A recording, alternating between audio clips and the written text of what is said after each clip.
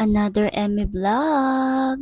First of all, gusto ko nga palang sagutin yung mga taong nagsasabi sa akin na bakit daw kailangan magsuot ako ng mga ganito, or bakit kailangan kong magpakita ng ganito, parang daw makagain ng views or mapansin ng madla. Unang-una sa lahat, gusto kong malaman mo na hindi ako nagsusuot ng mga ganito para sa'yo. Huwag kang assuming. Kasi bakit naman ako magsusuot ng ganito para sa'yo? Sino ka ba? Wala kang ambag sa buhay ko eh. Ay, meron pala yung pasamain yung loob ko. Kuwang-kuha mo nga yung inis ko eh, no? Minsan pa talaga kung sino pa talaga yung hindi kagapuhan, yun pa talaga yung may mga nasasabi. Hoy, maligo ka para mahimasmasan ka sa mga sinasabi mo.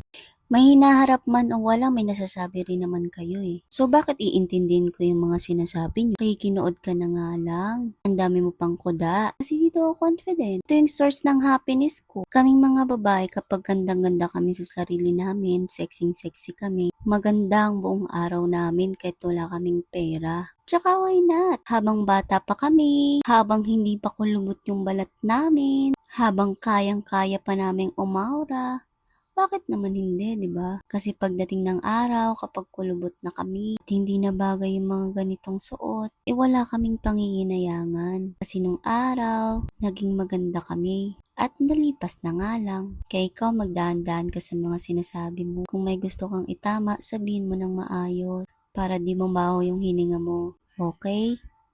Bye. Mwah.